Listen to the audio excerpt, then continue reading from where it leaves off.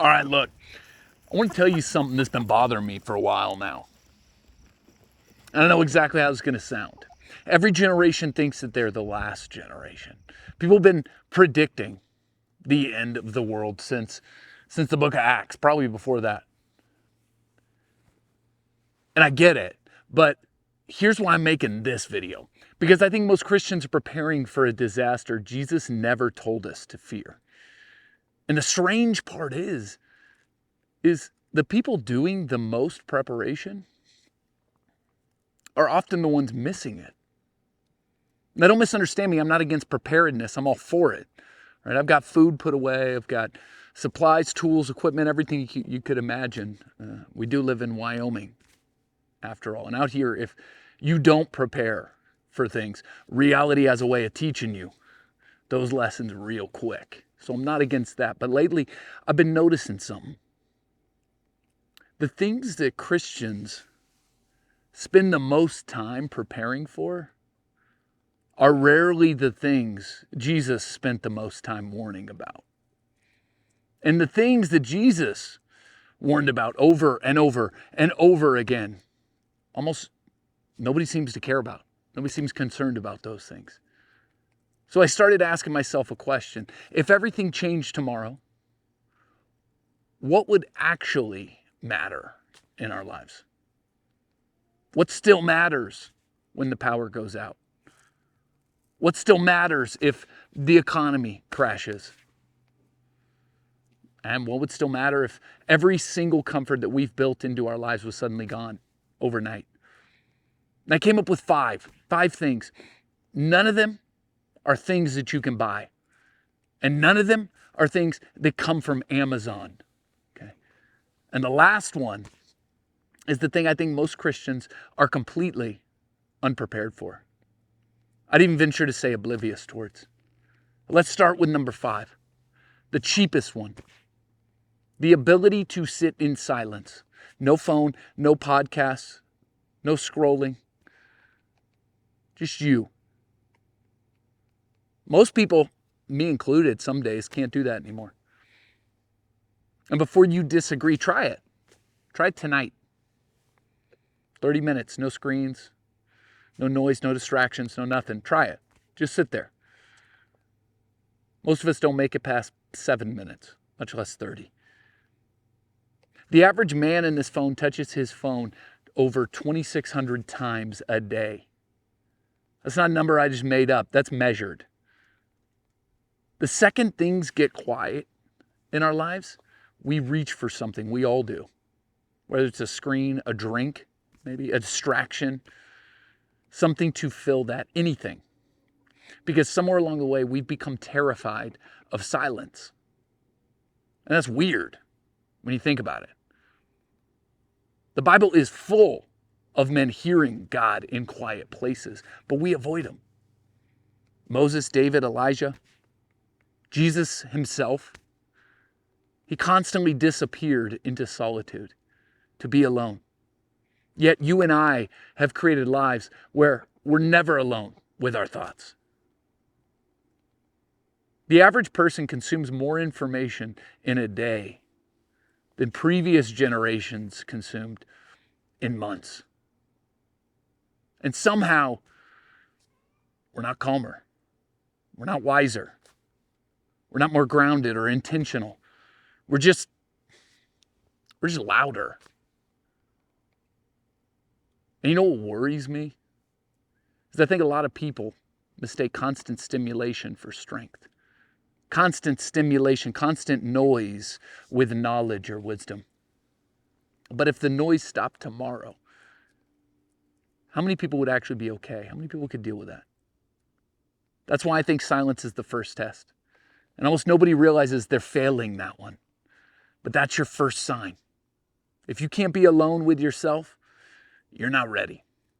Not for the end times, not for this afternoon, not for when you get that phone call. Not ready for anything. Then number 4, a skill that feeds somebody. Not impresses somebody, not that you think seems really cool, but feeds somebody, fixes something, builds something, produces something in the real world. A few years ago, during my first winter out here. I had one of those moments that reminds you, you're not nearly as capable as you think you are, buddy. Something broke. Stuff freezes. That's what happens. It's cold, really cold. And I remember standing there realizing that I couldn't Google the answer to this. Google wasn't going to come and help me. A YouTube tutorial wasn't going to help this equation. The answer was either already in my hands or it wasn't coming. And I got to tell you, that is a humbling realization whenever you realize there's nobody coming for you. Because we've gotten used to borrowing others' competency in life. You don't know how to do something, boom, YouTube a video. What if YouTube's not around? You don't have something at home, boom, let's run to the grocery store, we'll get it. You need help, you search for it, pop it into Google. You need something, you just look it up. And that's fine until you're in a situation where none of those things are available to you. Then all you're left with is what you actually know how to do. During the Great Depression, the people who made it weren't the ones with the most savings. They weren't the ones who had stored up a ton. They were the ones who could grow food, who could fix things, who could build things, who were resilient. They could make something out of nothing. We look back at our grandparents, they canned everything. And I think our generation is just coming around to how awesome canning is. And they didn't can it because she was a prepper.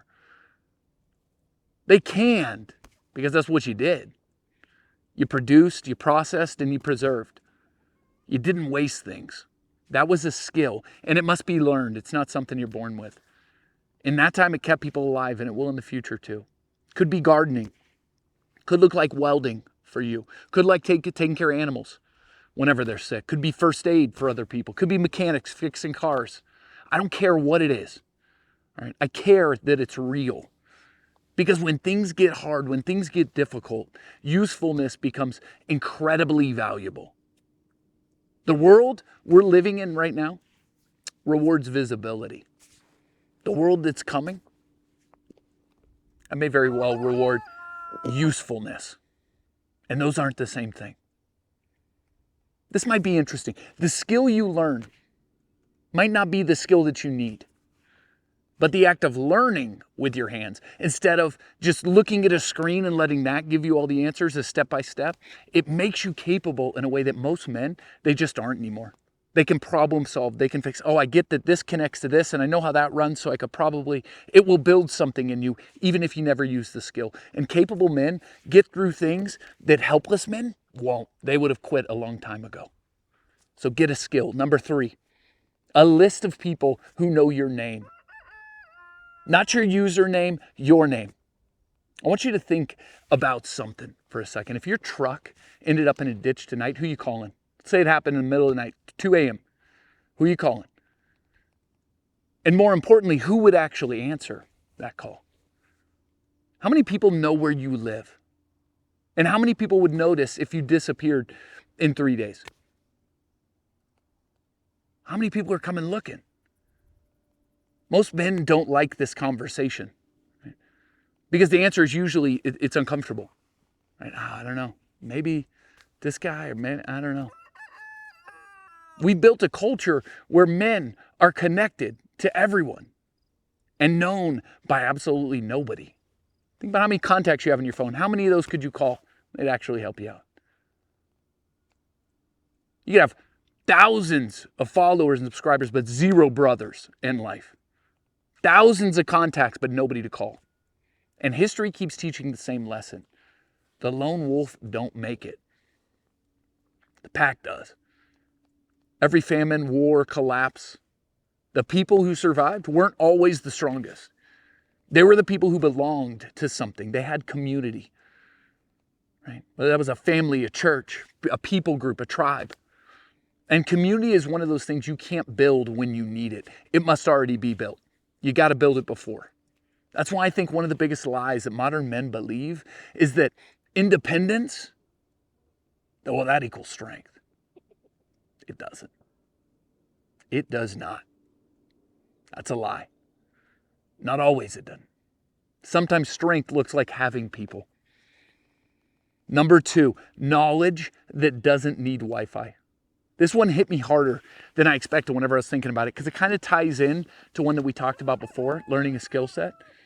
But knowledge and a skill set can be two completely different things. Most of us don't know things anymore. We have a question, we go to the Google machine, and it gives us an answer. We know where to find those things. You need directions? Cool, I got GPS. I'll punch it in. You need a recipe? Okay, cool, I'll just Google it real quick. We'll figure it out. You need a Bible verse? Okay, let's go Bible Gateway. And again, none of that is bad. It's not a bad thing. That's the world we live in. It's not bad until it disappears. Then you find out how much of your life is actually rented from somebody else, not owned. You don't own it. You don't own that knowledge. Somebody else does. Phone numbers, addresses, right? Scripture, skills like we talked about, just general knowledge. The older I get, the more that I'm convinced I become that information and that knowledge. You become what you fill yourself with. And just having information and actually knowing knowledge, those are not the same thing. Information is something that you can access. So I have access to it. Knowledge is something that you possess. You hold it. And if a man can't function without a machine, eventually the machine, it actually owns the man. The Amish figured that out a long time ago. They're not dumb. They're not anti-technology. They're pro-knowledge. They understand that if a man can't function without a machine, the machine owns him. And they decided they wouldn't be owned. You can draw your own conclusions about that. My thoughts around the Amish are ever changing the older I get. But most of us don't have an answer when technology disappears. We're so dependent upon it. And here it is, number 1, a faith that's been tested. And this is the one that costs everything. It's not money. Everything. It costs your comfort, your pride, your ego, your certainty, control. This is what I think most Christians miss when they talk about the end times. Jesus absolutely talked about wars. He talked about famines. He talked about persecution, economic hardships even. But the warning he repeated over and over and over wasn't famine. It wasn't war. It wasn't collapse. It was deception. Think about that. The greatest threat that Jesus warned you and me about wasn't something happening around you. It was something happening within you. A lie, a compromise, a drift. Something false that sounds enough like truth for you to believe it. And that's why I think that most Christians are preparing for the wrong disaster. Because deception doesn't care how much food you've stored. You see a lot of videos, a lot of people talking about, get these items, get these things, and that's fine. But that's not what Jesus always harped on. Deception doesn't care how many generators you have or how much fuel storage you have. Doesn't care about how much ammunition you have stocked up. The people most vulnerable to deception are not people with no faith.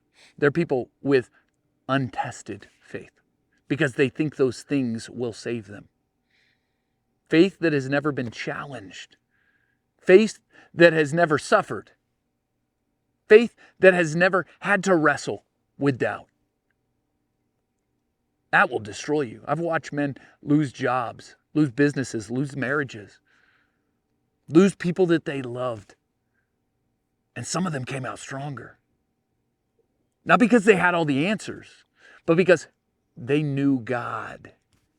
They had been through things. That had been tested. It was not something they read in a book and was theory. It was tested, and that's different. A tested faith is a faith that knows theology right here. A tested faith is a faith that can carry weight. A faith that survives confusion, silence. It survives disappointment. It survives when God doesn't do what you hoped he would do. That's a load-bearing faith. And that's the kind of faith that survives deception. Look, maybe we are the last generation. Maybe we're not. I don't know. Neither do you. But here's what I do know. Everything on this list would make you stronger, even if the end never comes. A man who can sit in silence is stronger. A man who makes himself useful is stronger. A man who builds real community is stronger.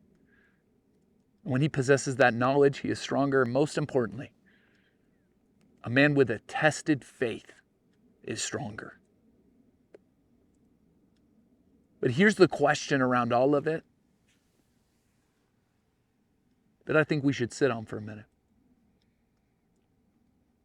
What if the greatest end times preparation isn't preparing for hardship?